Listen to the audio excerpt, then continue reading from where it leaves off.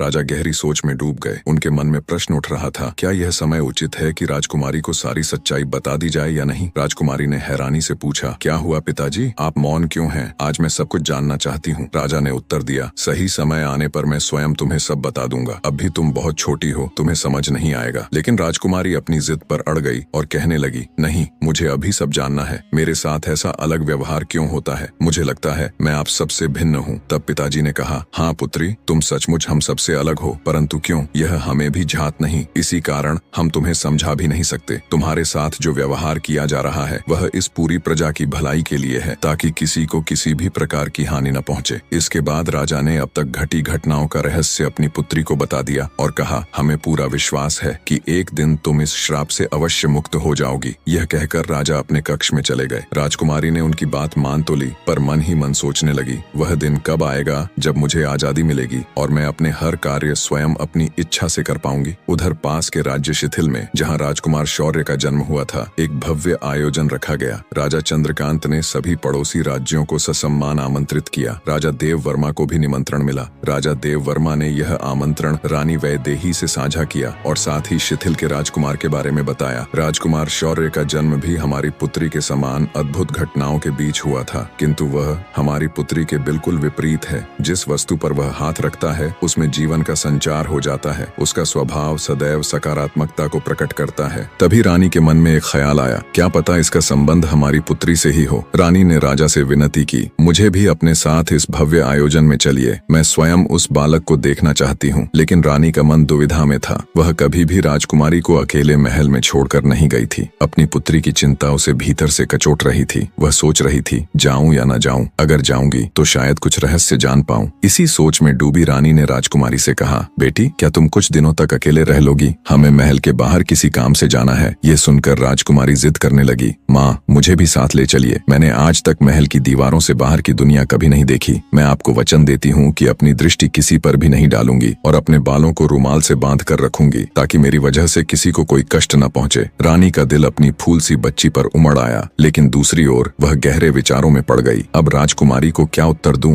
राजकुमारी ने अपनी माँ के गालों को प्यार से सहलाया और धीमे स्वर में कहा, माँ, मुझे भी अपने साथ ले चलो। रानी ने कोई उत्तर नहीं दिया, बस इतना कहा, रात बहुत हो चुकी है, तुम सो जाओ, इस विषय पर हम कल बात करेंगे। फिर रानी ने राजा से आग्रह किया। राजकुमारी ने वचन दिया है कि वह अपना ध्यान रखेगी। शायद यदि वह बाहर जाएगी तो हमें यह समझ आ सके कि हमारी पुत्री किसके योग्य है, या फिर उसका जन्म किसी विशेष उद्देश्य के लिए हुआ है, यही जांच हो सके। भव्य शिथिल महोत्सव का दिन था। राजा और रानी अपनी प्रिय पुत्री राजकुमारी के साथ वहां पहुंचे। राजसी ठाट बाट से उनका स्वागत हुआ और विश्राम के लिए उन्हें एक सुंदर कक्ष दिया गया। जब राजा और रानी थोड़ी देर आराम कर रहे थे, तभी राजकुमारी खिड़की के पास जाकर खड़ी हो गई। उसकी नजर आंगन में खेलते हुए राजकुमार और उसके मित्रों पर पड़ी। नीले खुले आकाश तले उनकी हंसी ठिठोली गूंज रही थी। राजकुमारी के चेहरे पर हल्की मुस्कान आई और उसके मन ने सोचा, काश मैं भी इस तरह निश्चिंत होकर खेल पाती। उसी समय एक सेवक आटा से भरी पोटली लेकर भंडार गृह की ओर जा रहा था। खेल खेल में राजकुमार उससे टकरा गया और पूरा आटा उसके ऊपर गिर पड़ा। सफेद आटे से ढका राजकुमार देखकर राजकुमारी अपनी हंसी रोक न पाई। उसकी हंसी की मधुर गूंज आंगन में फैल गई। राजकुमार ने ऊपर देखा और खिड़की में खड़ी राजकुमारी को खिलखिलाते देखा। उसकी हंसी से तिल मिलाकर उसने मुंह चिढ़ाया और पैर पटकते हुए वहां से चला गया। राजकुमारी की खिलखिलाहट पहली बार इतनी खुलकर गूंजी थी। राजा और रानी, जो पास ही विश्राम कर रहे थे,